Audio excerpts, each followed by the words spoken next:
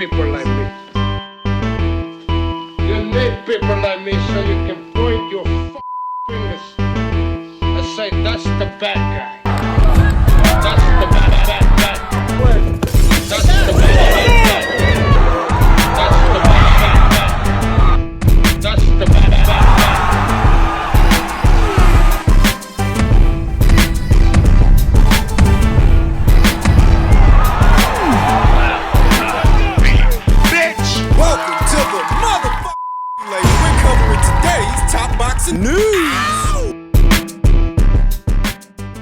Okay, we'll start with this. Fast-rising Tiah-Mai Ayton stands on the cusp of stardom in women's boxing. Tiah-Mai Ayton has made a spectacular entrance into professional boxing, and the 19-year-old bantamweight will be looking to round out 2025 in style when she takes on Brazil's Ana Carla Vaz de Morales on December 17th. DAZN will broadcast the action from Indigo at the O2 in London. Ayton, 3-0 with 3 KOs, isn't the type of character to leave the gym and spend her afternoons studying old fights or great fighters for tips and tricks. Neither is she likely to cancel plans and spend a Saturday night glued to the television watching a live show. Ayton is one of the hottest prospects in boxing, but once the Bristolian takes off her hand wraps or kicks off her running shoes, she switches off. I like watching Katie Taylor, that's it. Really, just Katie. I don't really watch a lot of boxing, but I've watched Katie Taylor's fights. Ayton told The Ring. Unless it's the big ones like Eubank and Ben, I'll watch that, but I never just watch boxing. I don't like any sports, really. I just happen to be good at boxing, but I feel like I do it all the time, so I don't want to watch it. So when I come home, I get away from it. Heard Artur Beterbiev, the former undisputed light heavyweight champion, say something similar.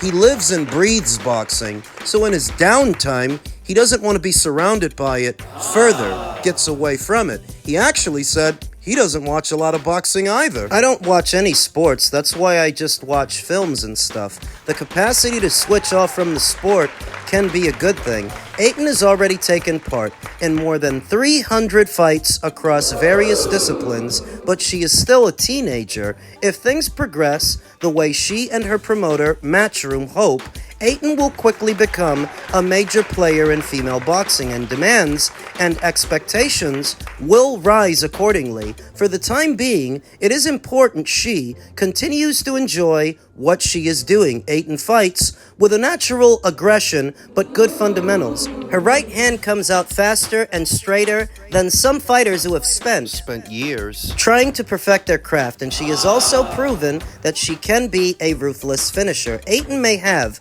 been fighting since she was 6 years old, but her style still has a raw, instinctive feel to it. So one of the advantages that Tiah-Mai Ayton has as a fighter is she's got a fan-friendly style that's fast-paced and easy to digest, which I think has led largely in part to the advancement of women's boxing in some quarters. Katie Taylor, upon first sight, was an easy fighter to like because of her fast-paced action style. Sort of the same with Tiah-Mai Ayton, except she may pack more knockout power than even Katie Taylor did at the start, and that makes her a highly marketable fighter, a fan-friendly fighter. Tack on that she's in a deep division with a lot of familiar faces. Bantamweight, that's where Dina Thorsland and Shernika Johnson campaign. That's where former champions Ebony Bridges and Shannon Courtenay campaign. That is also where up-and-comer Crystal Rosado campaigns. All those aforementioned fighters are housed under the MVP banner, whereas Tia is with Matchroom. And as she develops, if those fighters are still there, they are on a collision course with her. Tia, who says, "One day I just started training hard like I'm doing now, just constantly training. I feel like hard work and talent is unstoppable because no one's ever beat me yet. I hate losing. I never lost in sports days or anything." She will likely cap off this year with a record of 4-0, having fought 4 times. And at the rate that she is developing, I would say that Tia may be ready to fight for a title towards the end of next year. Though because she's so young, only 19 going on 20, I wouldn't even rush her into that situation. I would use her to decorate undercards due to her fan-friendly style, cards in the UK, cards in the US, wherever Matchroom is doing a show, the audience, once they get a look at Tia in action, they're gonna like what they see. And I think that is a bit more important than just challenging for an alphabet title, building her profile, her reputation, and the demand to see other familiar fighters in there with her. To me, that's way more important. I'd hold off on targeting alphabet titles and focus on keeping Tia active and seen throughout the next calendar year. She's going to be in action this weekend against an opponent I've no doubts she's going to steamroll. Keep your eyes peeled for the ring return of Tiah-Mai Ayton this weekend. Update on Boots and Virgil. Just waiting. You know, we get calls from Golden Boy. They're telling us they want to try and make the fight. Virgil's lost his pen. Hopefully he finds it. We had been hearing quasi-encouraging news about a Boots versus Ortiz fight the last week or so, though I myself was not convinced, and if you noticed, I didn't spend a lot of time on it. Just seemed like more of the same. More rumors, more rumblings, and now according to Eddie Hearn, Virgil has lost his pen. Whether or not you want to believe him, that's up to you, but it all means the same thing, that the fight is not yet made, and likely won't be. Virgil Ortiz Sr., Virgil Ortiz's father, took to his social media to respond to Eddie Hearn saying, Eddie can say what he wants, trying to save face for the past 2 declines. You can pull one over your guys, but not our manager. You're gonna cost everyone the fight. Go back and negotiate in good faith. In the words of your people, we'll do what the fuck we want. How's that working for you now? I wonder what negotiating in good faith means to Team Ortiz, because I remember Rick Merrigan, who manages Virgil, asking for an astronomical number that he couldn't have been asking for in good faith. 10 million. 10 million to his fighter, Virgil Ortiz. And you don't have to be a mathematician to know that, well, if you're giving Virgil Ortiz 10, if that's what they want for him, how much more are you going to have to spend on Boots to where you're putting the value of this fight somewhere in the neighborhood of 15 to 20 million? And that's just for those 2 guys. That's not counting the undercard fighters, production, promotion. Is Virgil Ortiz versus Boots Ennis worth that much? Well, there is one way to get the answer. Crunch the numbers. Get a ballpark figure for how many pay-per-views they would have to sell to reach 20 or in excess of 20 million. So to generate a raw 20 million, just to generate it, they would have to sell approximately 333,000 pay-per-views at a price point of $60, which is the going rate for a pay-per-view on the DAZN platform. And I can tell you here and now that if you did this fight tomorrow, 333,000 people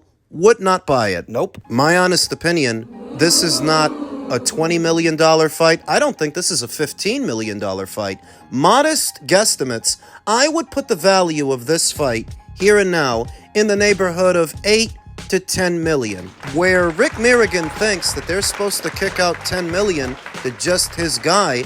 I think that's the sum total of the entire pot. You shouldn't spend more than that to get Boots and Virgil in the ring. 5 to Boots, 5 to Virgil. Ideally, that would make the fight. But because of what Rick Merrigan is asking for, and because of all this cryptic talk from Senior about negotiating in good faith, what's good faith? Breaking the bank and hemorrhaging funds to satisfy you and your team's outrageous demands? What's good faith? Bleeding red ink? Spending so much to get this fight done, you can't actually turn over a profit, and if anything, you end up losing money. Is that good faith? This is why you'll notice a common theme here on this channel, unlike so many others, is me being critical of these fighters and these managers and the environment they create when trying to negotiate a fight. They make it near impossible with what their demands are. I saw a back and forth between Virgil Ortiz and Boots Ennis at the beginning of this month, where Virgil said,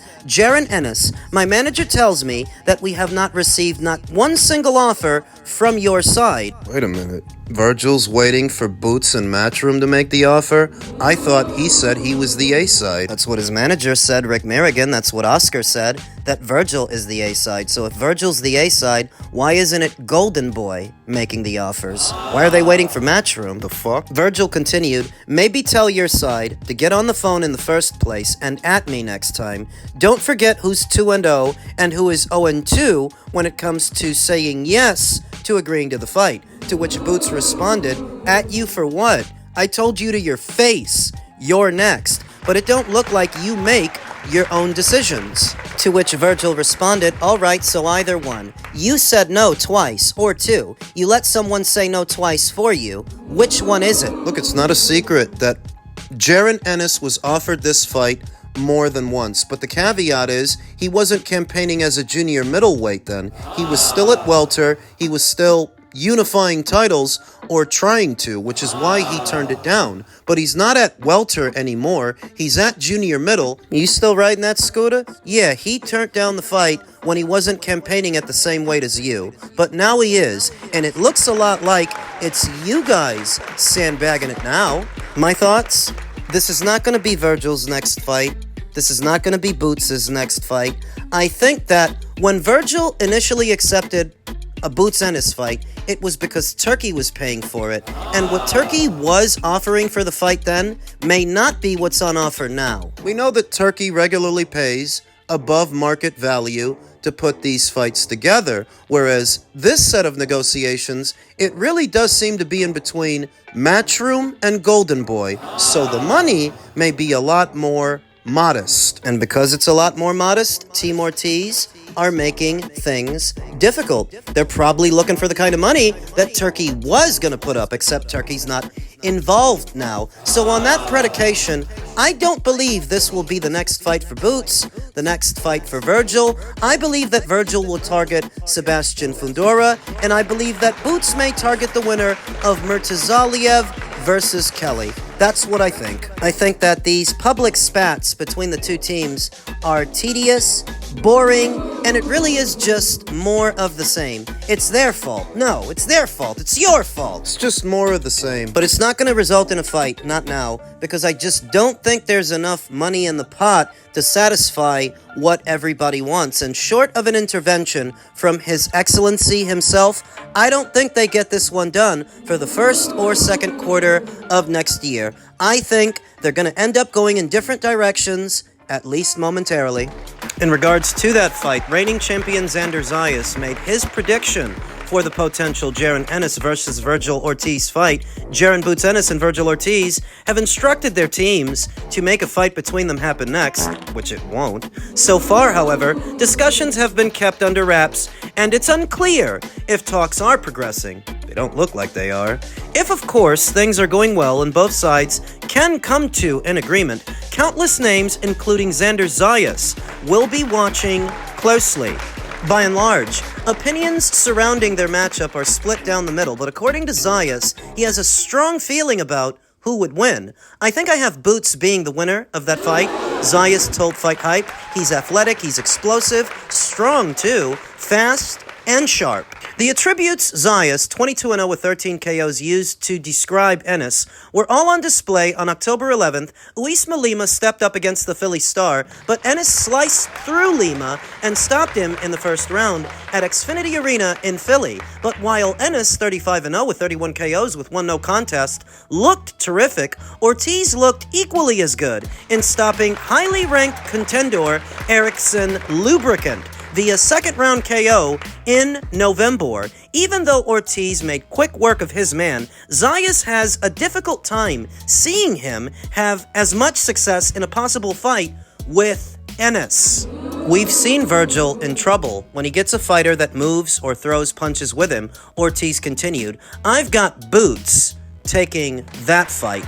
And it is true that we've seen Virgil in more trouble in the past than we've seen Boots, but maybe that's because Virgil has been fighting better fighters than Boots, comparatively. Who's the best fighter Boots Ennis fought? Eimantas Stanionis? I'd say Israel Madrimov. I'd say Sergey Boachuk. Are stiffer tests than Eimantas Stanionis. That's what I would say. Though at the same time, stylistically, I do lean a bit more towards Boots than Virgil, because Virgil, at his very best, is a come-forward pressure fighter. That's what he does. That's what he does best. Apply pressure, crash the pocket, let punches go, which might be a bit more difficult to do against a fleet-of-foot opponent who has power of his own. And that's Boots. Not just power, but speed, mobility, reach. Boots has all those things working for him. So, the way it breaks down, if you're going to go off of resume, you're going to go with Virgil, but if you're going to go off of styles, you're going to go with Boots. And some might call that a 50-50 fight, a pick'em fight, where you could make a case for either guy. Virgil packs a big punch, big enough that I don't think Boots has been in there with a bigger puncher than Virgil, but we could say the same thing about Virgil. Who's the biggest puncher that Virgil fought? So Boots versus Ortiz is definitely the most high-profile fight to make in today's junior middleweight division, though as stated in my previous segment, while it is the most high-profile fight, it doesn't have so much of a profile that I think anybody should be kicking out 15 to 20 million to make it happen. It's all relative. Here today, I believe it's a $10 million fight, but in time, it could become a $15 million fight, a $20 million fight. The caveat is the powers that be, they want to do it now, the people at the zone. So because of that added pressure and urgency to make it happen, it's resulting in the blame game on both sides. Matchroom is blaming Golden Boy. Golden Boy is blaming Matchroom. All very tedious, but I believe it will not result in a fight.